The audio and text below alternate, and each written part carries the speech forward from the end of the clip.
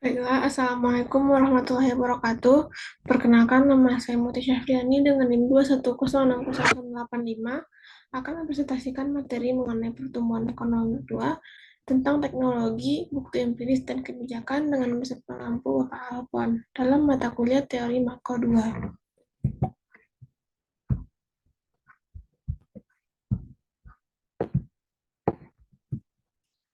Materi yang akan dibahas yaitu yang pertama mengenai kemajuan teknologi dalam model Solow, yang kedua dari teori pertumbuhan sampai data empiris pertumbuhan, yang ketiga kebijakan untuk mendorong pertumbuhan, dan terakhir yaitu di luar model Solow tentang teori pertumbuhan endogen. Yang pertama mengenai kemajuan teknologi dalam model Solow. Kemajuan teknologi dalam model Solow. Sejauh ini, presentasi mengenai model Solow mengasumsikan hubungan yang tidak berubah antara input modal dan tenaga kerja, serta output barang dan jasa. Tetapi, model itu bisa dimodifikasi untuk mencakup kemajuan teknologi yang merupakan variabel eksogen, yang meningkatkan kemampuan masyarakat untuk berproduksi sepanjang waktu. Efisiensi tenaga kerja. Untuk memasukkan kemajuan teknologi, kita harus kembali ke fungsi produksi yang mengaitkan modal total K dan total tenaga kerja L dengan output total Y. Jadi fungsi produksi itu adalah Y sama dengan F kali K kali L. Kini kita tulis dengan produksi itu sebagai berikut, di mana E adalah variabel baru dan abstrak yang disebut efisiensi tenaga kerja. Efisiensi tenaga kerja mencerminkan pengetahuan masyarakat tentang metode-metode produksi. Ketika teknologi mengalami kemajuan, efisiensi tenaga kerja meningkat. Sebagai contoh, efisiensi tenaga kerja meningkat ketika produksi lini perakitan mentransformasi sistem manufaktur pada awal abad ke-20, dan juga meningkat lagi ketika komputerisasi diperkenalkan di akhir abad ke-20. Efisiensi tenaga kerja juga meningkat ketika ada pengembangan dalam kesehatan, pendidikan, atau keahlian tenaga kerja.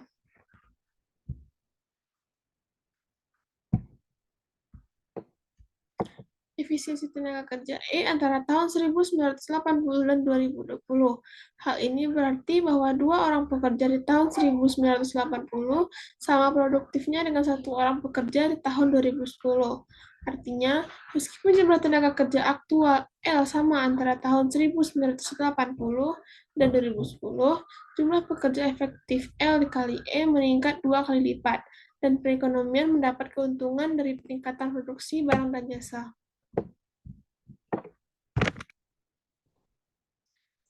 Asumsi yang paling sederhana tentang kemajuan teknologi adalah bahwa kemajuan teknologi menyebabkan efisiensi tenaga kerja tumbuh pada tingkat konstan, dan sebagai contoh, jika G sama dengan 0,02, maka setiap unit tenaga kerja menjadi 2% lebih efisien setiap tahun.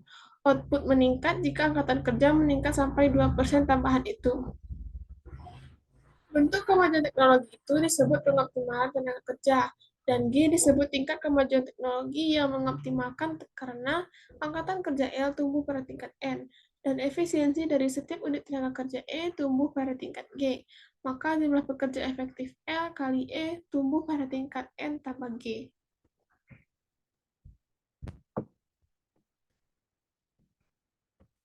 Kondisi mapan dengan kemajuan teknologi.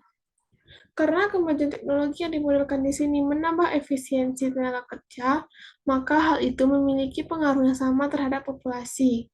Meskipun kemajuan teknologi tidak menyebabkan jumlah pekerja aktual meningkat, namun sebenarnya setiap pekerja menghasilkan unit yang lebih banyak sepanjang waktu.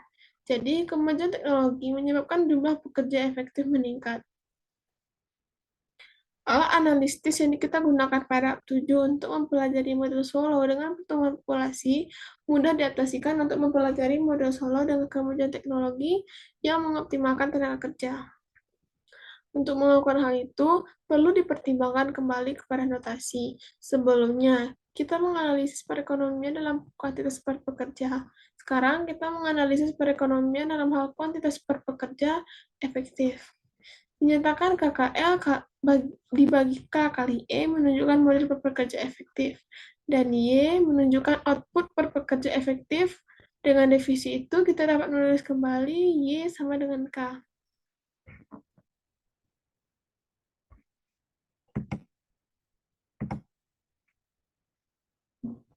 Selanjutnya yaitu dampak kemajuan teknologi. Menunjukkan bagaimana kinerja 4 variabel kunci dalam kondisi mapan dengan kemajuan teknologi. Sebagaimana dilihat, model per pekerja efektif K adalah konstan dalam kondisi mapan. Karena FK, Y sama dengan FK, maka output per pekerja efektif juga konstan. Variabel yang menunjukkan kuantitas per pekerja efektif yang stabil pada kondisi mapan. Berdasarkan informasi itu, dapat diduga bahwa apa yang akan terjadi dengan variabel yang tidak dinyatakan per pekerja efektif. Sebagai contoh, perhatikanlah output per pekerja aktual Y dibagi L sama dengan gamma bagi times E, karena Y konstan pada keadaan yang stabil dan E tumbuh sebesar G. Output per pekerja juga harus tumbuh sebesar E pada keadaan yang stabil. Demikian pula, total output perekonomian adalah Y sama dengan Y X E kali L, karena Y adalah konstan pada keadaan yang stabil. E tumbuh pada tingkat dan L tumbuh pada tingkat, maka output total tumbuh sebesar N tambah G pada keadaan yang stabil.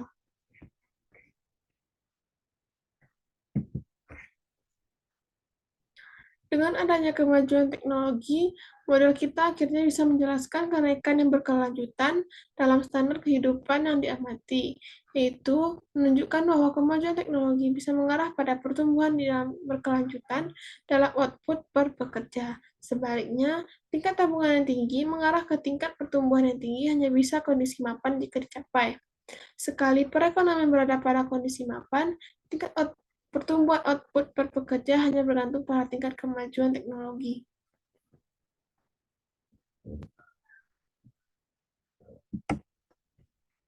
Materi selanjutnya yaitu mengenai dari teori pertumbuhan sampai data empiris pertumbuhan. Pertumbuhan yang seimbang. Memutar model Solo, kemajuan teknologi menyebabkan nilai berbagai variabel meningkat secara bersamaan pada kondisi mapan. Hal ini disebut pada pertumbuhan yang seimbang atau balanced growth. Bekerja dengan baik dalam mendeskripsikan data jangka panjang bagi perekonomian AS.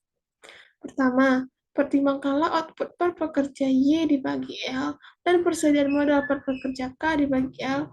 Menurut model Solo, dalam kondisi mapan, kedua variabel ini tumbuh sebesar G pada tingkat kemajuan teknologi.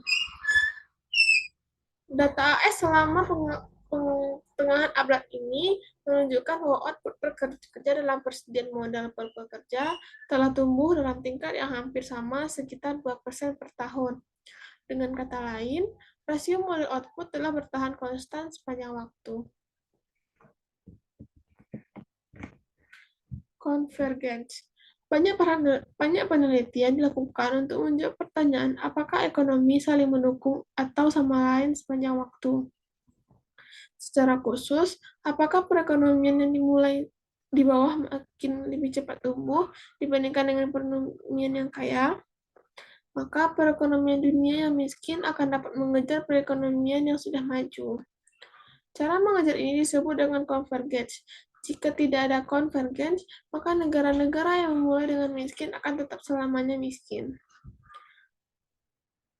Model Solo meramalkan kapan terjadi. Menurut model tersebut, kapan pertemuan convergence perekonomian terjadi tergantung pada perbedaan saat mereka memulai.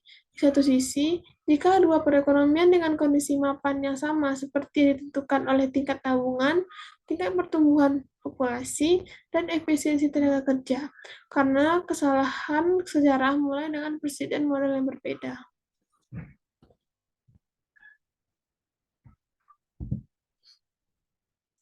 Akumulasi faktor versus efisiensi produksi. Dilihat dari sisi akuntansi, perbedaan internasional dalam pendapatan per kapita dapat dibagi menjadi yang pertama, perbedaan faktor produksi seperti kuantitas modal fisik dan modal manusia. Atau yang kedua yaitu perbedaan efisiensi dalam penggunaan faktor produksi. Yaitu seorang pekerja di negara makin mungkin miskin karena ia kekurangan alat atau keahlian atau karena peralatan dan keahliannya tidak digunakan dengan optimal. Untuk menjelaskan hal ini, dengan model Solo, pertanyaannya adalah apakah kesenjangan yang besar di antara si kaya dan si miskin disebabkan oleh perbedaan akumulasi modal, termasuk sumber daya manusia, atau perbedaan fungsi produksi. Banyak penelitian telah dilakukan untuk memperkirakan kepentingan relatif dari dua sumber perbedaan pendapatan. Jawaban yang pasti bervariasi dari satu studi ke studi lainnya. Tetapi, baik faktor akumulasi maupun efisiensi produksi tampak penting. Lebih jauh, suatu penemuan menyatakan bahwa kedua hal itu berkorelasi secara positif. Negara-negara yang mempunyai tingkat modal fisik atau sumber daya manusia yang besar cenderung menggunakan faktor produksinya secara efisien. Ada beberapa cara untuk menginterpretasikan korelasi positif ini.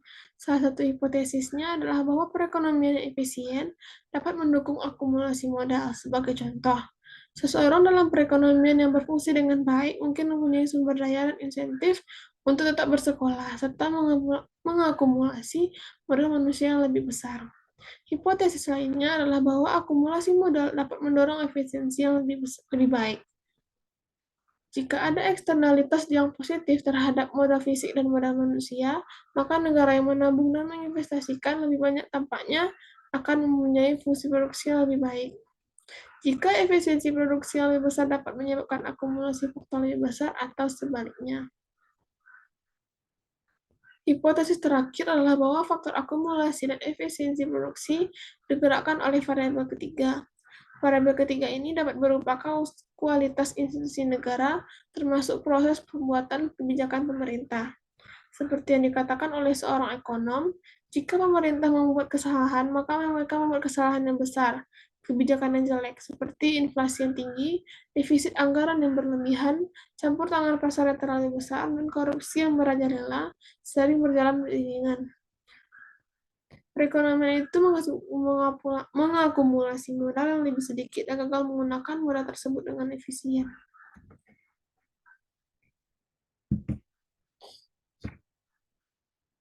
Pembahasan selanjutnya yaitu mengenai kebijakan untuk mendorong pertumbuhan.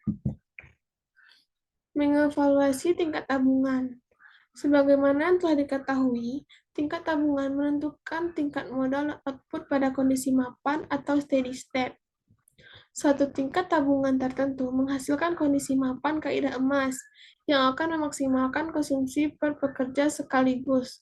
Kesejahteraan ekonomi kaidah emas memberikan tolak ukur yang bisa kita bandingkan dengan perekonomian Amerika Serikat. Untuk memutuskan apakah perekonomian AS berada pada di atas atau di bawah kaidah emas, kita perlu membandingkan produk marginal modal setelah depresiasi dengan tingkat pertumbuhan output total, yaitu N ditambah G.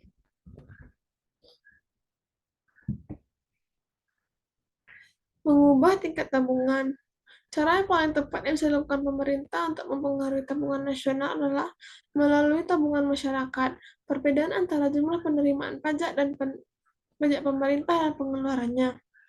Bila pengeluaran pemerintah melebihi penerimaannya, maka pemerintah dikatakan mengalami defisit anggaran, yang menunjukkan tabungan masyarakat negatif. Defisit anggaran meningkatkan tingkat bunga dan menyusurkan atau crowding out investasi. Penurunan persediaan modal yang diakibatkannya adalah bagian dari beban utang nasional pada generasi mendatang. Sebaliknya, jika pengeluaran pemerintah lebih kecil dari penerimaannya, dikatakan telah menjadi surplus anggaran. Pemerintah bisa membayar sebagian utang nasional dan mendorong investasi. Nah, pemerintah juga mempengaruhi tabungan nasional dengan mempengaruhi tabungan swasta. Tabungan dilakukan oleh rumah tangga atau perusahaan. Sebaliknya, berapa banyak orang yang menabung bergantung pada insentif yang mereka terima, dan insentif ini dibedakan oleh berbagai kebijakan publik.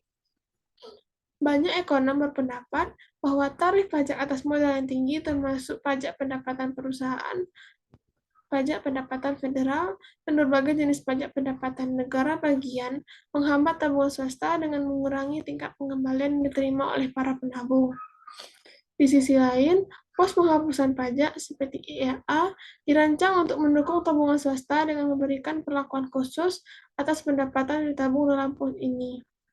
Beberapa ekonom mengusulkan peningkatan insentif untuk menabung dengan mengganti sistem pajak pendapatan saat ini dengan sistem pajak konsumsi.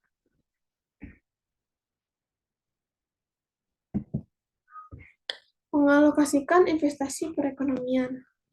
Model Solo mengasumsi bahwa hanya ada satu jenis modal, yaitu modal fisik. Namun, di dunia nyata ada banyak jenis modal, seperti modal manusia, modal infrastruktur, dan modal tekno. Model Solo tidak menjelaskan efisiensi tenaga kerja, tapi modal manusia sering disebut sebagai modal yang analog dalam modal fisik dengan modal fisik. Mengingatkan modal manusia membutuhkan investasi dalam mengajar, perpustakaan, dan waktu belajar, modal manusia memiliki efek yang sama dengan modal fisik dalam meningkatkan kemampuan produksi, tetapi memerlukan investasi yang berbeda. Para pembuat kebijakan yang berusaha mendorong pertumbuhan ekonomi harus menangani isu tentang jenis-jenis modal apa yang paling dibutuhkan perekonomian. Hal ini dapat dilakukan dengan mengandalkan pasar untuk mengalokasikan tabungan ke jenis-jenis investasi alternatif. Industri-industri dengan produk marginal produk tertinggi secara alami akan siap menunjang pada tingkat bunga pasar untuk melakukan investasi baru.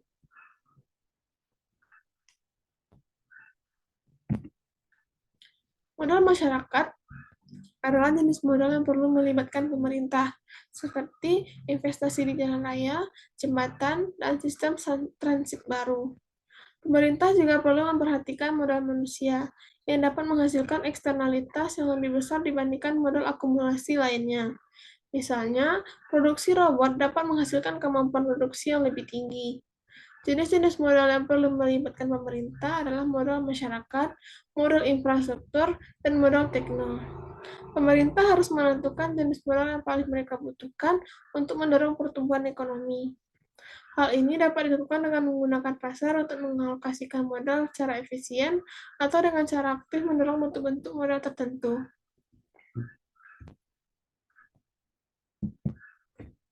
Membangun institusi yang tepat. Beberapa ekonom yang mempelajari perbedaan standar kehidupan pada negara-negara dunia mengaitkan perbedaan ini pada input modal manusia dan fisik. Sementara ekonom lainnya mengaitkan pada produktivitas di mana input tersebut digunakan. Salah satu alasan mengapa setiap negara memiliki tingkat efisiensi produksi yang berbeda adalah karena mereka memiliki institusi yang berbeda dalam memberikan petunjuk tentang pengalokasian sumber daya langka yang tersedia di negara tersebut.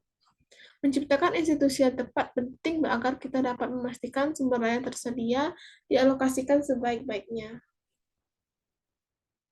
Tradisi hukum satu negara adalah sebuah contoh dari institusi tersebut. Beberapa negara seperti AS, Australia, India, dan Singapura merupakan daerah bekas koloni Inggris dan karenanya memiliki sistem hukum dengan gaya Inggris. Negara-negara lainnya seperti Italia, Spanyol, dan banyak negara di Amerika Latin memiliki tradisi hukum yang berasal dari Kode Napoleonic Prancis. Penelitian menemukan bahwa perlindungan hukum bagi pemegang saham dan kreditor lebih kuat pada sistem hukum dengan gaya Inggris daripada sistem dengan gaya Prancis. Hasilnya, negara-negara dengan hukum gaya Inggris memiliki pasar modal yang lebih berkembang. Selanjutnya, negara dengan pasar modal yang berkembang mengalami pertumbuhan yang lebih cepat, karena lebih mudah bagi perusahaan kecil ataupun perusahaan baru untuk membiayai proyek investasi, sehingga terjadi alokasi yang lebih efisien pada modal negara tersebut.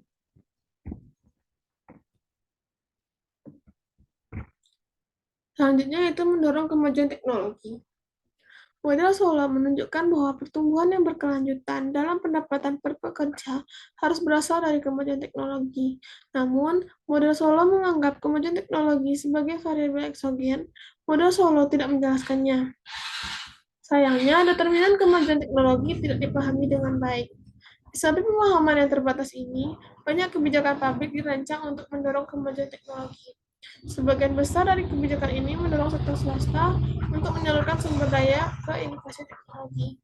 Sebagai contoh, sistem paten memberikan monopoli, sementara kepada investor baru, prinsip perpajakan menawarkan penghapusan pajak untuk perusahaan-perusahaan yang terlibat dalam penelitian dan pengembangan. Serta kantor-kantor pemerintah seperti National Science Foundation secara langsung mensubsidi penelitian dasar di universitas. Selain itu, kebijakan industri juga menyarankan bahwa pemerintah seharusnya mengambil peran yang lebih aktif dalam mempromosikan industri-industri tertentu yang merupakan kunci bagi kemajuan teknologi yang pesat. Pembahasan terakhir yaitu mengenai di luar model Solow, teori pertumbuhan endogen. Model dasar. Jadi, pertumbuhan sederhana dalam fungsi produk bisa mengubah secara dramatis prediksi tentang pertumbuhan ekonomi. Dalam model Solow, tabungan akan mendorong pertumbuhan untuk sementara, tetapi pengambilan modal yang kian menurun pada akhirnya akan mendorong perekonomian mencapai kondisi mapan, di mana pertumbuhan hanya bergantung pada kemajuan teknologi eksogen. Sebaliknya, dalam model pertumbuhan endogen, tabungan dan investasi bisa mendorong pertumbuhan yang berkesinambungan. Namun, penganut teori pertumbuhan endogen berpendapat bahwa asumsi pengembalian modal konstan atau bukan yang kian menurun lebih bermanfaat jika diasumsikan secara lebih luas. Barangkali, kasus terbaik untuk model pertumbuhan endogen adalah memandang ilmu pengetahuan sebagai jenis modal. Jelasnya, ilmu pengetahuan adalah input penting dalam produksi perekonomian, baik produksi barang dan jasanya maupun produksi ilmu pengetahuan barunya.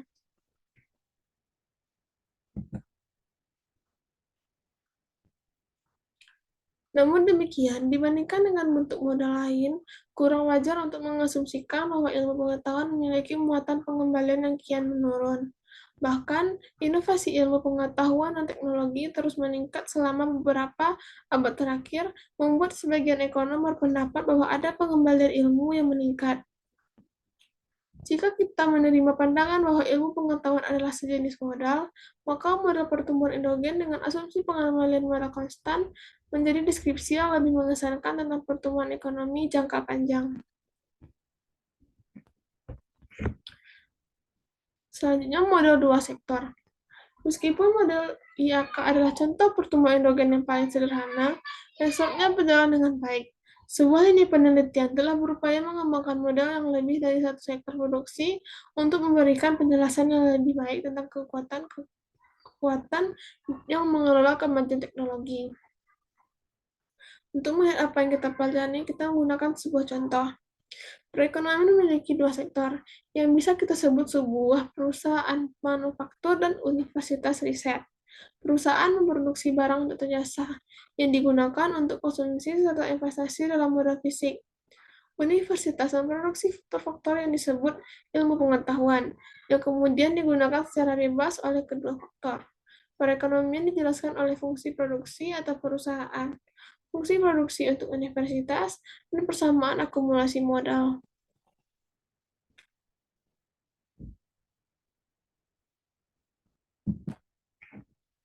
Mikroekonomi dari penelitian dan pengembangan. Model pertumbuhan endogen dua sektor membantu kita memahami kemajuan teknologi. Namun, pembahasan itu hanyalah sebuah awal dari kisah tentang penciptaan ilmu pengetahuan.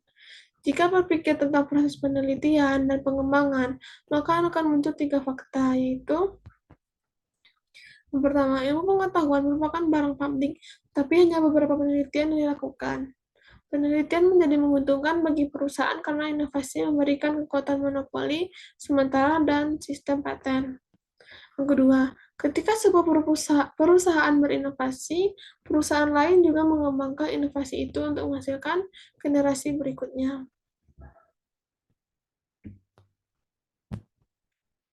Model pertumbuhan endogen berusaha memasukkan fakta-fakta tentang penelitian dan pengembangan ini. Dan perlunya permodelan keputusan yang mempengaruhi perusahaan kita terlibat dalam penelitian dan permodelan interaksi antara perusahaan yang memiliki kekuatan monopoli atas pergerakan mereka.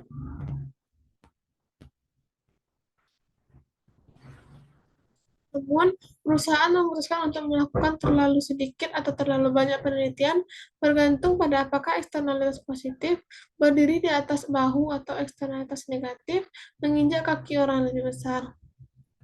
Hasil empiris di bidang ini biasanya lebih sedikit, karena banyak penelitian menyatakan eksternalitas berdiri di atas bahu adalah penting dan ketidakseimbangan atau pengembalian sosial terhadap penelitian cukup besar, sering lebih dari 40% per tahun, yang berdampak terutama jika dibandingkan dengan pengembalian model fisik yang sebelumnya diperkirakan sebesar 8% per tahun. Dalam penelitian sebagian ekonom, penelitian ini mengizinkan subsidi pemerintah terhadap penelitian.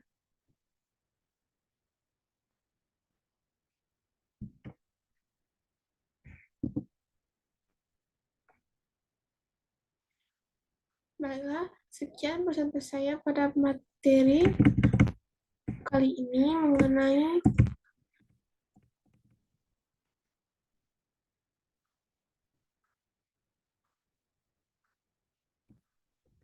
sekian presentasi saya mengenai pertumbuhan ekonomi 2 tentang teknologi, bukti empiris, dan kebijakan. Sekian dari saya. Assalamualaikum warahmatullahi wabarakatuh.